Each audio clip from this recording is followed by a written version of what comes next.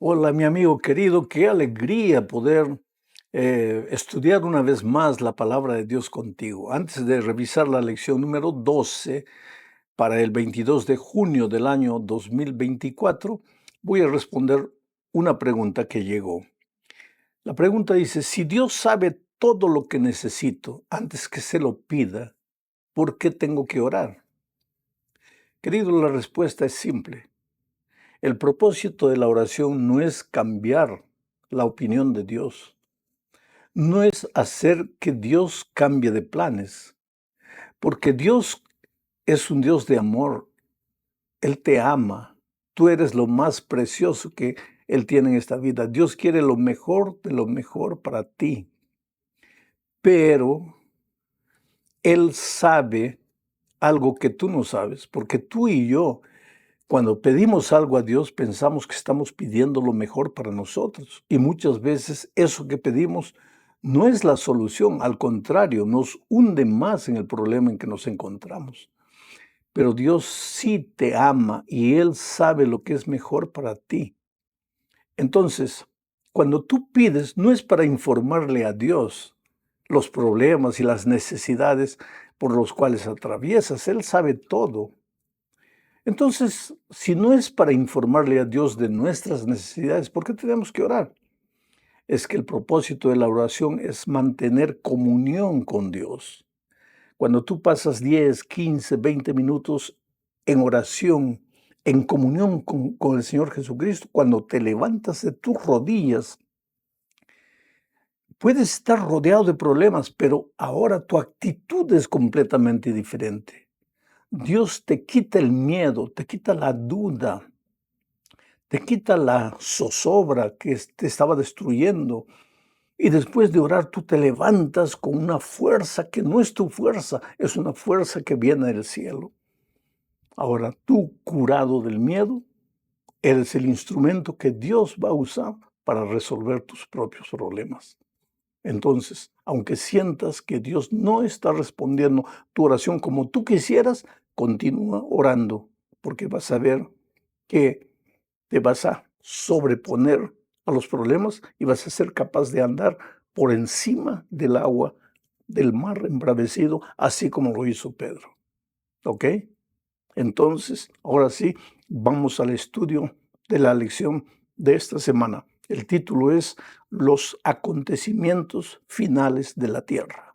Y el propósito es mostrarnos los eventos finales que sucederán antes de la venida de Cristo, como por ejemplo el sellamiento del pueblo de Dios y la lluvia tardía del Espíritu Santo. Pero para empezar necesitamos recordar que vivimos en un conflicto. Todo el trimestre estudiamos diferentes aspectos de este conflicto. En realidad el conflicto es entre la verdad y el error, entre Cristo y Satanás. Por detrás de todo lo que sucede en nuestro mundo y que nosotros podemos percibir, está ese conflicto espiritual. La lucha es por el corazón, por la mente. Cristo ama a su pueblo y espera el amor de sus hijos.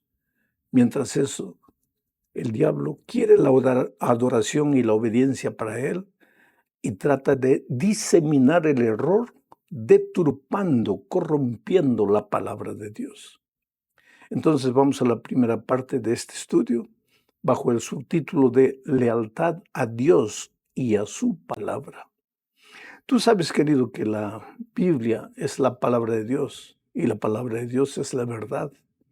Proverbios 23 dice lo siguiente: compra la verdad y no la vendas, la sabiduría, la enseñanza y la inteligencia. ¿Por qué dice compra la verdad? La palabra de Dios está en tus manos, es la verdad, es gratis. ¿Por qué dice aquí el texto compra la verdad? Porque hay un precio a pagar, pero no es dinero, no es oro, no es plata. Es la humildad, es la renuncia a nuestros conceptos, porque nuestra sinceridad dura hasta el momento en que nos confrontamos con la palabra de Dios. Y cuando abrimos la Biblia, muchas veces vamos a descubrir cosas que nos golpean, que nos chocan, que va contra todo aquello que creímos a lo largo de la vida. Y ahí tenemos que pagar el precio del dolor, muchas veces de las lágrimas, del sufrimiento. Por eso Salomón dice, compra la verdad y no la vendas. Pero dice que la verdad es sabiduría y es enseñanza. Ahora, el propio Señor Jesucristo en San Juan capítulo 8, versículo 32, dijo lo siguiente, y conoceréis la verdad, y la verdad os hará libres.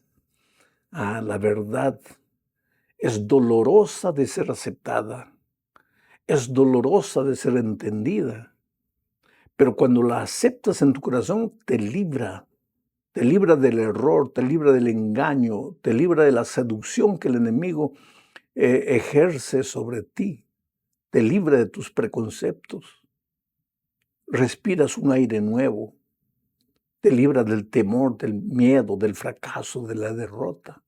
Vale la pena descubrir la verdad, conocer la verdad y aceptar la verdad.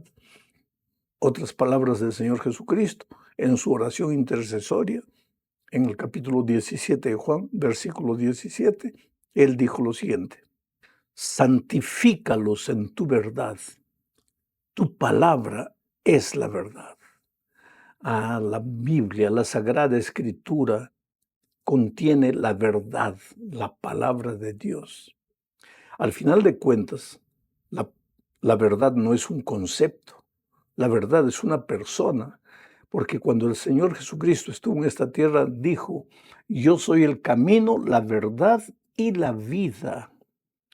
Encontrar la verdad en la Sagrada Escritura es encontrar al Señor Jesucristo. Aceptar a la verdad es aceptar a Jesús.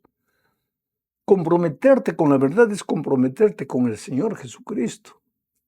Pero como el diablo odia al Señor Jesucristo y como Él quiere destruirte, Él va a agarrar la verdad y la va a distorsionar para hacerte creer que el error es la verdad. O entonces para hacerte creer que la verdad es relativa, que cada uno puede tener su verdad, que todos los caminos conducen al cielo. Mucho cuidado, querido, porque la verdad es absoluta, porque Cristo es absoluto.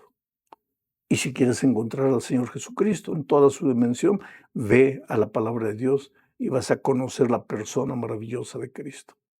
Vamos a la segunda parte del estudio, bajo el título de Sellados para el cielo.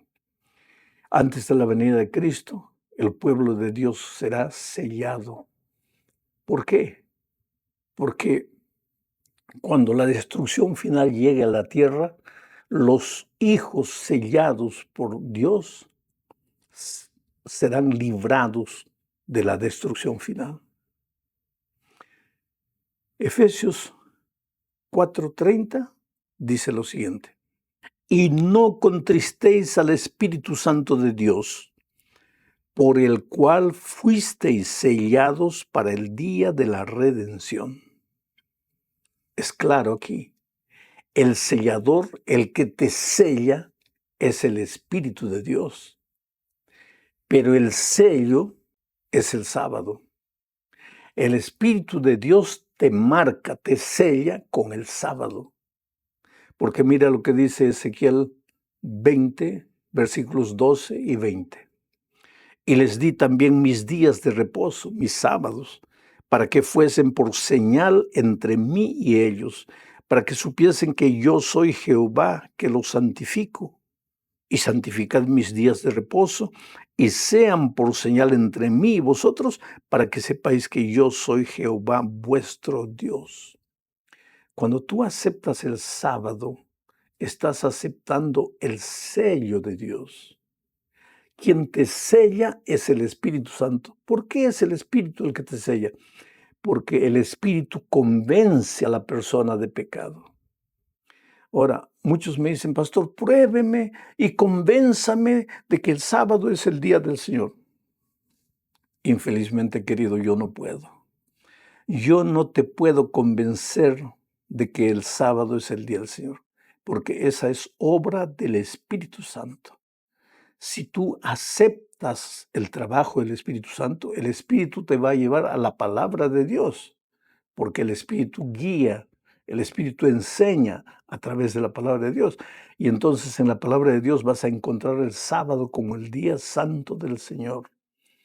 Y si vas a aceptar o no vas a aceptar, eso va a depender de tu decisión. Pero el Espíritu Santo no te va a dejar tranquilo, porque una vez que tus ojos ven la verdad, ¿a dónde vas a ir? ¿A dónde vas a correr? El Espíritu va atrás de ti, llamándote, convenciéndote, hasta que tú te rindas y aceptes el trabajo del Espíritu. Vamos a la tercera parte. El subtítulo es ¿a quién adoramos? Bueno, la Biblia habla de un sellamiento del pueblo de Dios, pero lo que determina si seremos sellados por el Espíritu Santo o por el enemigo de Dios es el hecho de a quién adoramos y a quién obedecemos. Te voy a leer lo que dice Apocalipsis 14:7. Mira. Temed a Dios y dadle gloria, porque la hora de su juicio ha llegado. Y adorad a aquel que hizo el cielo y la tierra, el mar y las fuentes de las aguas. Mi pregunta es, ¿tú adoras al Dios creador? Porque si no adoras al Dios creador, de manera natural, adoras al enemigo de Dios, al enemigo de la creación. Ya dijimos en un estudio pasado que el tercer ángel se levanta en el escenario profético para proclamar la verdadera adoración a Dios, para llamar a los seres humanos a adorar al Dios creador del cielo y la tierra. Mientras que el diablo disemina la idea de que este mundo no tiene un creador, de que este mundo es fruto de la evolución, fruto de la casualidad. El sábado es el símbolo de la creación. Entonces, si vamos a ser sellados por Dios, lo que va a determinar es nuestra aceptación del Dios creador, de la creación, del sábado y del trabajo del Espíritu Santo en nuestro corazón. Ahora es impresionante, ya vimos en la lección de la semana pasada, que el enemigo odia a aquellos estudiantes de la palabra de Dios que encuentran la verdad y quieren obedecer a Dios, obedecer lo que el Señor enseña. Y en los últimos días, el enemigo entrará en el corazón de muchas personas para perseguir a los obedientes hijos de Dios. El enemigo hará creer al mundo que los guardadores del sábado, los seguidores del Señor Jesús, de acuerdo a su palabra, son gente de mentalidad estrecha, gente fanática, gente ridícula, que está haciendo problemas por causa de un día. Y muchos van a decir, pero ya se puede adorar a Dios el lunes, el martes, el miércoles, el domingo. ¿Cuál es el problema? ¿Por qué tanta preocupación por el sábado? Es que, querido, en la Biblia yo no encuentro otro día de reposo. Encuentro que Jesús resucitó el domingo. Encuentro que Jesús se reunió con los discípulos el domingo. Encuentro que los apóstoles muchas veces estudiaban la palabra de Dios en el domingo. Encuentro que en las casas el día domingo se separaban ofrendas para ayudar a la gente necesitada. Encuentro todo eso, pero no encuentro que por el hecho de que Jesús resucitó el domingo o que los discípulos apóstoles se reunieron en el domingo, el sábado dejó de ser el día del Señor. Entonces, no es ridiculez el énfasis en el sábado.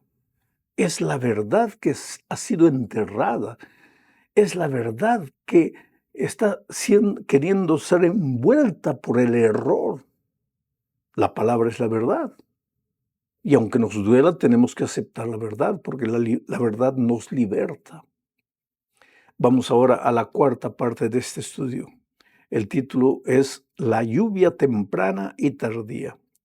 ¿Cómo funciona el trabajo del Espíritu Santo? En el Antiguo Testamento, hablando de la lluvia, existía la lluvia temprana y la lluvia tardía. La lluvia temprana caía cuando los agricultores sembraban la tierra. Esa lluvia temprana ayudaba a la semilla a germinar. Después venía la lluvia tardía, cuando ya se iba a recoger los frutos, estaban en punto de maduración, venía la lluvia para ayudar en la maduración completa de los frutos. Bueno, en el Nuevo Testamento se toma esta figura de la lluvia temprana y la lluvia tardía para referirse al trabajo del Espíritu Santo en la vida de cada cristiano y en la vida de la Iglesia de Dios. Le llamamos lluvia temprana al primer trabajo del Espíritu Santo y le llamamos lluvia tardía al último trabajo del Espíritu Santo. Es como si fuese un edificio. ¿Cuál es el primer trabajo? Sentar las bases, los cimientos, las columnas. Ese es el primer trabajo. Esa es la lluvia tardía. ¿Cuál es el último trabajo? Colocar el techo, el acabado, en fin, el arreglo final del edificio. En la vida del cristiano, ¿cuál es la lluvia temprana? El primer trabajo que el Espíritu Santo hace. El propio Señor Jesucristo dijo que cuando el Consolador viniese, convencería al mundo de pecado, de justicia y de juicio. ¿Quién me va a convencer de que por más sincero que yo sea, estoy en el error? Es el Espíritu Santo. Él me va a convencer de mi pecado. Porque, ¿qué es pecado? Transgresión de la ley. ¿Quién me va a convencer de que cuando yo no acepto los 10 eternos principios de la ley de Dios, estoy transgrediendo la ley y estoy cometiendo pecado? ¿Quién convence el pecado? Solo el Espíritu Santo. Ahora, cuando aceptamos el primer trabajo del Espíritu Santo, estamos listos para recibir el último trabajo del Espíritu Santo, o sea, la lluvia tardía. Y la lluvia tardía va a suceder en los últimos días, en los días finales antes de la vuelta de Cristo, dándole poder a la iglesia, poder para predicar, poder para hacer milagros, poder para anunciar el Evangelio con el último pregón al mundo antes de que Jesús venga. Y esto necesariamente nos lleva a la última parte de este estudio bajo el título de El fuerte clamor. ¿Qué es el fuerte clamor? Es la plenitud del Espíritu Santo en la vida de los hijos de Dios. Voy a leer Apocalipsis 18, 1 y 2. Dice Juan en una visión que tuvo: después de esto vi a otro ángel descender del cielo con gran poder, y la tierra fue alumbrada con su gloria. Mira esto, la tierra fue alumbrada con su gloria, y clamó con voz potente diciendo: ha caído la gran Babilonia, y se ha hecho habitación de demonios y guarida de todo espíritu inmundo y albergue de toda ave inmunda y aborrecible. ¿Qué es Babilonia? ¿A qué simboliza Babilonia? A Babilonia es un conjunto de ideas, de filosofías, de creencias que van contra la palabra de Dios, que no están de acuerdo con la palabra de Dios. Babilonia es un poder que persigue al pueblo de Dios. Por lo menos en el Antiguo Testamento, Babilonia perseguía al pueblo de Dios. Y en el Nuevo Testamento, en los días finales, Babilonia representará un poder que perseguirá al pueblo de Dios, porque el pueblo de Dios insiste en obedecer al Señor Jesucristo. En ese contexto viene el Espíritu Santo para llenar de poder a los hijos de Dios, para que ellos proclamen el mensaje a voz en cuello, sin miedo. Pero, querido, yo quiero que entiendas una cosa. El último pregón que vamos a dar al mundo no es hablar mal de las otras iglesias, no es atacar a las iglesias, no es ofender a las otras iglesias, a las iglesias que no son como la tuya. Tú tienes que anunciar la verdad, pero para anunciar la verdad no tienes que atacar a nadie. Tienes que simplemente mostrar lo que la palabra de Dios dice y mostrar con amor, con ternura, de tal manera que las personas sufren cuando se confrontan con la verdad, pero aceptan por la manera como le es presentada la verdad. Yo tengo un escrito interesante aquí en el libro Palabras de Vida del Gran Maestro, página 342, y dice así: el último mensaje de clemencia que ha de darse al mundo, o sea, el fuerte pregón, es una revelación del carácter y del amor de Jesús. Los hijos de Dios han de manifestar su gloria en su vida y carácter, han de revelar lo que la gracia de Dios ha hecho en ellos. ¿Qué dice Juan en la visión? Vi un ángel descender del cielo con poder y la tierra toda fue iluminada con la gloria de Dios. ¿Y qué es la gloria de Dios? El carácter de Dios. Y este texto que acabo de leer, que dice que el último pregón que daremos al mundo no son conceptos teológicos, sino una revelación del amor de Dios, del carácter de Dios. El mundo va a creer en lo que nosotros enseñamos cuando lo hagamos con amor, con delicadeza, cuando lo hagamos con ternura, cuando reflejemos el carácter de Jesucristo. Y dice aquí, lo que el mundo está necesitando hoy día es ver la gloria de Dios en el pueblo de Dios, el carácter de Dios en la vida de los hijos de Dios.